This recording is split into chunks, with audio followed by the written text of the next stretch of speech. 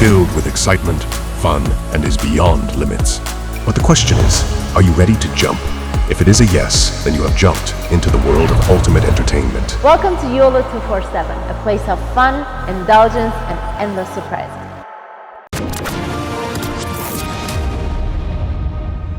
Chinese weapons जिसमें शामिल automatic weapons, Chinese pistols, China के ड्रोन, चाइना के नाइट विजन डिवाइसेस, सारा चाइना का माल, मैन्युफैक्चर्ड माल ये कश्मीर में आ रहा है।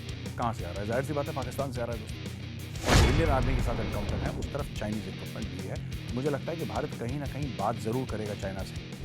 जय हिंद दोस्तों, मैं हूं मेजर गौरव आर्य और आप देख रहे हैं आज की ताज़ा तरीन खबरें। अच्छा, उल्फा यानी कि ULFA, United liberation front of Assam, ये 70s में शुरू करा गया था और इसका काम था इस ग्रुप का कि असम को भारत से अलग करो।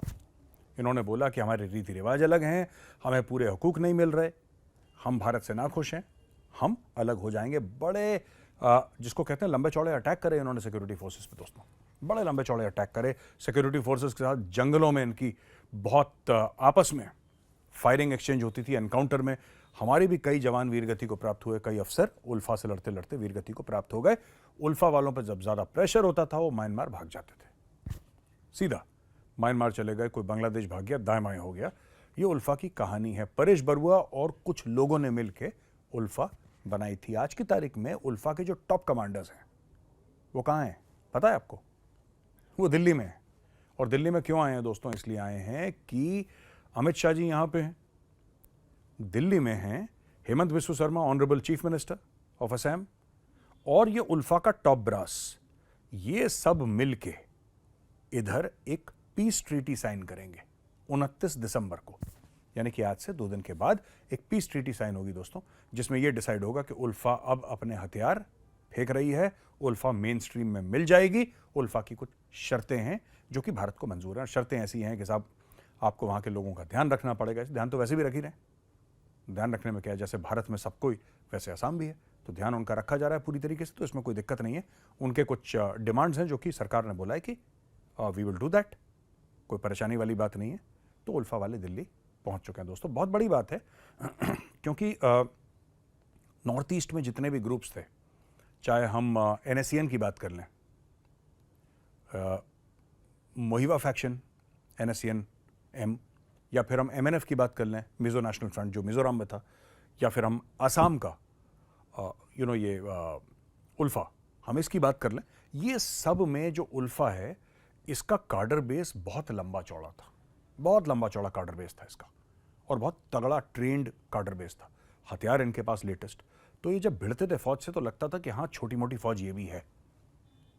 उल्फा के ऊपर प्रेशर आया और अब उल्फा वालों को ये पता लगा है कि यार आसाम में तरक्की हो रही है, उनको ये पता लगा है कि सब खुशहाली यहाँ पे है, कोई दिक्कत नहीं है, कोई परेशानी नहीं है, और अगर हम आराम से रहेंगे, चैन से रहेंगे तो हमें भी कोई प्रॉब्लम नहीं है। तो कांटेक्ट हुआ फिर, और बीच में लोग आए, लोगों ने कुछ उल्फा की बात रखी, यहाँ पे भारत सरकार की बात रखी, और फाइनली हैंडशेक हो गया है। 29 तारीख को डील साइन हो जाएगी, फाइनल अकॉर्ड साइन हो जाएगा दोस्तों। एक तो ये खबर है। अच्छा, दूसरी खबर यह है कि डॉक्टर जयशंकर बायलैटरल्स के लिए रशिया गए और वहाँ पे अपने वो डिप्टी प्राइम मिनिस्टर से भी मिले, लेकिन जो सर्गेई लेवरोव हैं फॉरेन मिनिस्टर रशिया, उनसे भी मिले, कई बातें हुई उनसे। पर कुछ मुख्य बातें जो डॉक्टर जयशंकर साहब ने कही हैं वो ये कही हैं कि साहब 70-80 साल से हमारा जो रिलेशनशिप है रूस के साथ वो बिल्कुल स्टेबल चल रहा है, इसमें ज़्यादा उतार चढ़ाव नहीं आया, बैलेंस्ड स्टेबल है। उन्होंने बोला है कि भारत रूस का बहुत अच्छा दोस्त है, और कई और चीज़ें, जैसे कि फॉर एग्जांपल उदाहरण के लिए इस वक्त भारत में 2 रशियन रिएक्टर्स ऑलरेडी हैं, न्यूक्लियर रिएक्टर्स, जिससे कि बिजली उत्पन्न होती है, 4 बन रहे हैं। इसके अलावा क्या हो रहा है कि भारत ने और डील साइन करी है, लेकिन क्या है कि रूस में, आप रूस के ऊपर क्योंकि सैंक्शंस हैं, तो रूस के अंदर आप डायरेक्ट इन्वेस्टमेंट अगर आप करते हैं तो उसमें प्रॉब्लम हो सकती है, क्योंकि दुनिया भर के सैंक्शंस हैं यूक्रेन की लड़ाई की वजह से। इसलिए भारत कह रहा है कि $30 अरब भारत इन्वेस्ट करेगा। कैसे करेगा बातचीत हो रही है, हो सकता है भारत में ही करे, रशियन इक्विपमेंट में करे, वो किस तरीके से करेगा उसकी मॉडलिटीज वर्कआउट हो रही हैं। स्पेस के मामले में, डिफेंस के बारे में, डिफेंस मैन्युफैक्चरिंग के बारे में, एनर्जी के बारे में, और भी कई सारी चीज़ें हैं जिसके बारे में रूस और भारत की बातचीत हुई और यह निर्णय लिया गया है कि इन मामलों को लेकर भारत और रूस एक साथ आगे चलेंगे। दोस्तों,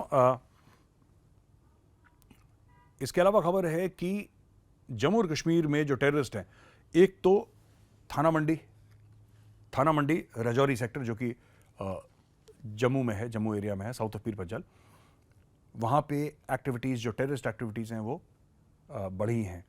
लेकिन इस बार एक और ख़ास चीज़ देखी गई जो शायद पहले बहुत कम देखी गई। इस बार ये देखा गया है कि चाइनीज़ हथियार बहुत इस्तेमाल हो रहा है।